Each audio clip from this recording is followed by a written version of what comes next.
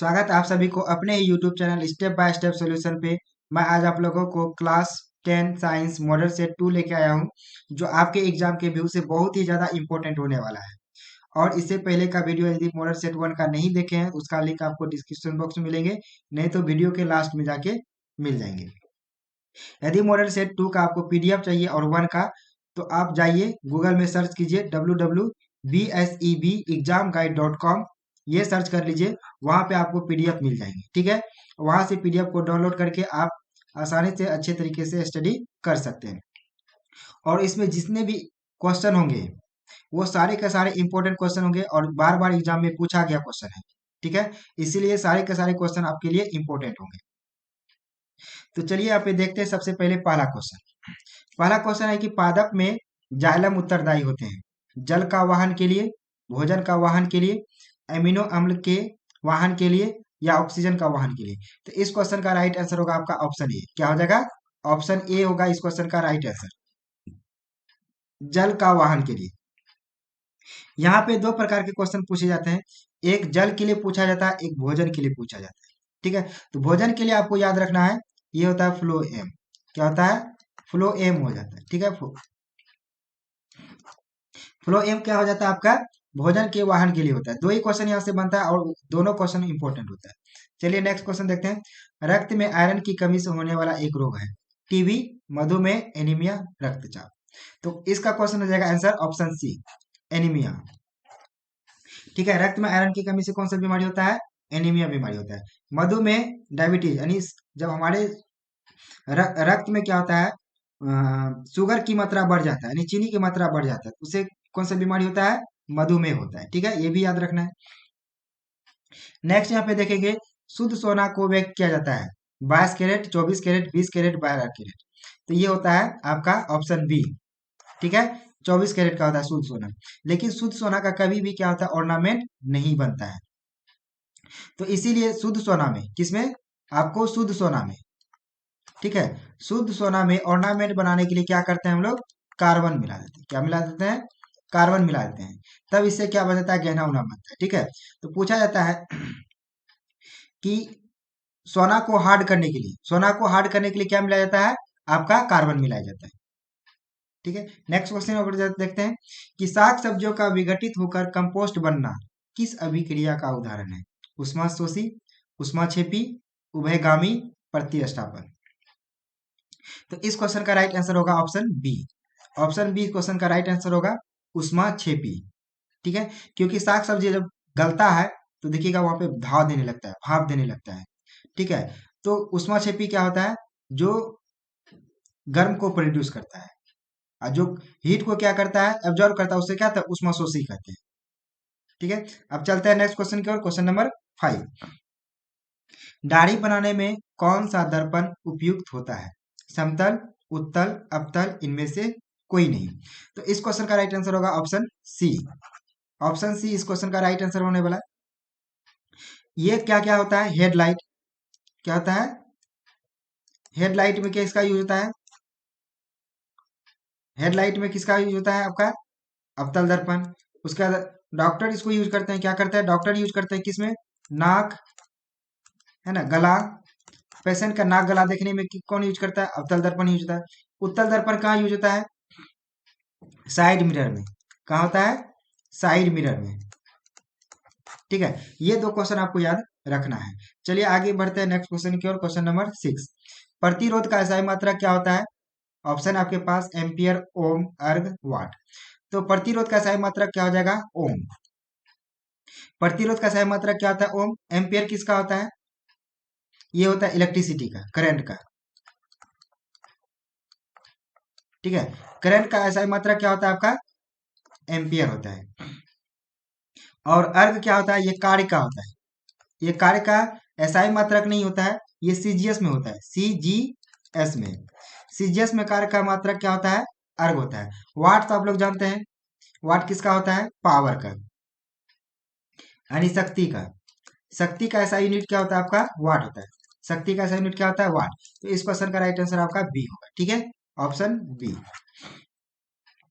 Next यहाँ पे देखेंगे, ओजोन परत पाया जाता है वायुमंडल के निचले सतह में वायुमंडल के ऊपरी सतह में, वायुमंडल के मध्य सतह में, इनमें से कोई नहीं।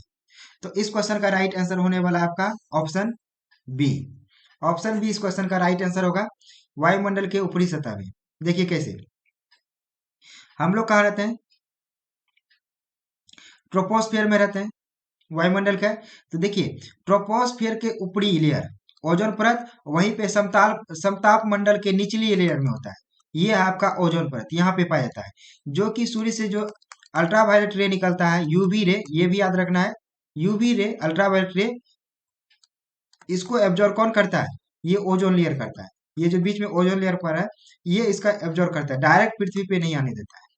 ठीक है, तो ये भी आपको याद रखना है। नेक्स्ट यहाँ पे देखेंगे, मानव युग्मक में गुणसूत्र की संख्या होती है। मानव में युग्मक में गुणसूत्र की संख्या होती है 22, 23, 11 या 24। तो इस क्वेश्चन का राइट आंसर होगा 23। ऑप्शन बी इस क्वेश्चन का राइट आंसर होगा 23। अब 23 होगा जोड़े में। 23 क्या होता है, जोड़े में। 23 यदि जोड़ा में नहीं दिया होगा आपका ऑप्शन, तो आपको 46 होते हैं, यानी 46 गुणसूत्र। ठीक है, तो ये भी आपको याद रखना, देख लीजिएगा कि पेयर में देके रखा हुआ है कि 46 में ऑप्शन देके रखा हुआ है। नेक्स्ट क्वेश्चन यहाँ पे देखते हैं, वंशागत नियमों का प्रतिपादन किसने किया। चार्ल्स डार्विन, रॉबर्ट हुक, जेसी बोस या ग्रेगर जॉन मेंडल। तो इस क्वेश्चन का राइट आंसर होने वाला है ऑप्शन डी। ऑप्शन डी, ठीक है। मेंडल ने दिया था वंशागत नियमों का। इन्होंने पी प्लांट पे सबसे पहले किया था। पी प्लांट पे इसीलिए किया गया क्योंकि वो कम समय में क्या कर लिया था, रिजल्ट को पा लिया था, इसीलिए पी प्लांट पे ही इन्होंने अपना प्रतिपादन किया था, पहला एक्सपेरिमेंट किया था। नेक्स्ट यहाँ पे देखेंगे, अष्टक सिद्धांत का प्रतिपादन किसने दिया था। डोबे राइनर, न्यूलैंड, मेंडलीफ, मोस्ले। यहाँ से तो भरपूर क्वेश्चन, 100% यहाँ से क्वेश्चन आएगा ही आएगा आपका। ठीक है, तो अष्टक का सिद्धांत किसने दिया था, आपको ये याद रखना है कि नहीं रखना है। अष्टक का सिद्धांत न्यूलैंड ने दिया था, ऑप्शन बी। ऑप्शन बी इस क्वेश्चन का राइट आंसर हो जाएगा। तो डोबेनियन ने क्या दिया था, ये त्रिक का दिया था। त्रिक मतलब तीन। इन्होंने बोला था कि शुरू और लास्ट का एलिमेंट को जोड़ देंगे, जोड़ने के बाद 2 से भाग दे देंगे, औसत निकालेंगे तो बीच वाला एलिमेंट के बराबर होगा। ठीक है, त्रिक सिद्धांत दिया था। पूछा जाएगा ये कितने में दिया था, तो ये 1817 में दिया था, ये भी ध्यान रखना है। ठीक है, न्यूलैंड तो हो गया अष्टक का सिद्धांत। मेंडलीव ने क्या दिया था, मेंडलीव ने बोला था जो एलिमेंट न्यूलैंड के द्वारा खोजा गया था उसको व्यवस्थित से अव्यवस्थित से व्यवस्थित ढंग से सजाया था, अव्यवस्थित से व्यवस्थित ढंग में सजाया गया था, और तत्वों को उनके गुण धर्म, उनके परमाणु द्रव्यमान के आधार पर सजाया था। फिर आधुनिक आधुनिक टेबल किसने दिया था, तो मोसले ने दिया था। हम पूछेंगे आधुनिक टेबल, आधुनिक आवर्त सारणी, आवर्त सारणी किसने दिया था, मोसले ने दिया था। ठीक है, आई होप ये याद रखना है। नेक्स्ट यहाँ पे देखेंगे, चिपको आंदोलन का मुख्य उद्देश्य संरक्षित करना था। मिट्टी को, वृक्षों को, जल को, बिजली से। आपको पिक्चर देख के ही समझ में आ गया होगा इसका आंसर क्या होने वाला है। तो इस क्वेश्चन का राइट आंसर होने वाला है ऑप्शन बी, वृक्षों को। चिपको आंदोलन में क्या हुआ था कि सारी महिलाएं है ना, वृक्ष से चारों तरफ क्या हो गया था, घेर लिया था, और वृक्ष को काटने से बचाया गया था। ये था आपका चिपको आंदोलन। नेक्स्ट यहाँ पे देखेंगे, मीथेन में कितने सहसंयोजक आबंध होते हैं। मीथेन का फॉर्मूला सबसे पहले क्या होता है, CH4 होता है। क्या होता है, CH4 होता है। जब इसको क्या कीजिएगा, आप बनाइएगा C, तो ये क्या हो जाएगा H, H, 4 बॉन्ड लेगा कि नहीं लेगा, 4 बंधन बनाएगा, बंधन 4 बॉन्ड। तो देखिए 1, 2, 3, 4। तो इस क्वेश्चन का राइट आंसर होगा ऑप्शन बी। नेक्स्ट यहाँ पे देखेंगे, CnH2n+2 किसका सामान्य सूत्र है, एल्काइन, एल्कीन, एल्केन, प्रोपाइल। तो इस क्वेश्चन का राइट आंसर हो जाएगा alkane, option C. Option C. अब यहां से देखिए क्वेश्चन भर भर के आता है, 3 क्वेश्चन आता है। एक होता है C2H2n+2, ये तो हो जाता है आपका एल्केन का, इंग्लिश में भी रखिएगा याद। ठीक है, एल्केन का। एक होता है C2H2n, ये होता है एल्कीन का। ठीक है, एक होता है C2H2n-2, ठीक है, ये होता है आपका एल्काइन का। ठीक है। जिसके अंत में ए एन ई होगा उसमें सिंगल बॉन्ड होगा, जिसके अंत में ई एन ई होगा उसमें डबल बॉन्ड होगा, जिसके अंत में वाई एन होगा उसका में क्या हो जाएगा, आपका ट्रिपल बॉन्ड होगा। ये भी ध्यान में आपको रखना है। नेक्स्ट क्वेश्चन की ओर बढ़ते हैं। डायनमो से किस प्रकार की धारा प्राप्त होती है? दिष्ट धारा, प्रत्यावर्ती सॉरी प्रभावती धारा, दोनों धाराएं। तो इस क्वेश्चन का राइट आंसर हो जाएगा आपका ऑप्शन सी, दोनों धाराएं। यहाँ पे प्रभावती रहेगा, प्रत्यावर्ती होता है। क्या होता है? यहाँ पे आपका प्रत्यावर्ती होगा, ये ध्यान रखना है, ठीक है। प्रत्यावर्ती होता है। तो दिष्ट धारा, प्रत्यावर्ती धारा। दिष्ट धारा को हम लोग डीसी कहते हैं, जिसको डायरेक्ट करंट, और प्रत्यावर्ती धारा को हम लोग कहते हैं एसी करंट। यहाँ पे मिसप्रिंट हुआ लिखने में, ठीक है। तो ये दोनों प्रकार की धारा उत्पन्न करती है, यानी ऑप्शन सी इस क्वेश्चन का क्या हो जाएगा, राइट आंसर होगा। अब देख लेते हैं क्वेश्चन नंबर 15। विद्युत फ्यूज विद्युत धारा के किस प्रभाव पर कार्य करता है? उष्मीय प्रभाव, चुंबकीय प्रभाव, रासायनिक प्रभाव, इनमें से कोई नहीं। तो इस क्वेश्चन का राइट आंसर होगा उष्मीय प्रभाव, यानी ऑप्शन ए। विद्युत का जो फ्यूज होते हैं, विद्युत फ्यूज जो होते हैं, ये क्या होता है, इसका लो मेल्टिंग पॉइंट होता है। जैसे ही क्या होता है कि इसको हमेशा सीरीज में जोड़ा जाता है, जैसे ही क्या होता है कि इसमें धारा प्रवाहित किया जाता है, हाई वोल्टेज होने के कारण ये क्या होता है, गल जाता है, ठीक है। और उससे जितने भी एप्लियंस जुड़े होते हैं, उपकरण जुड़े होते हैं, वो सारे के सारे आपका बच जाते हैं। तो विद्युत फ्यूज क्या होता है, एक सुरक्षा का युक्ति होते हैं, ठीक है। तो इस क्वेश्चन का राइट आंसर हो जाएगा ऑप्शन ए। नेक्स्ट यहाँ पे देखेंगे, मानव नेत्र में किस प्रकार का लेंस पाया जाता है?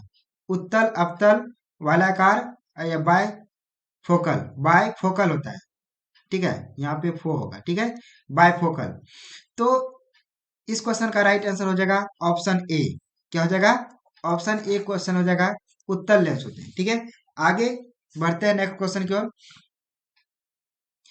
पराग कोश में होते हैं बाह्य दल, अंडाशय, अंडक, परागकण।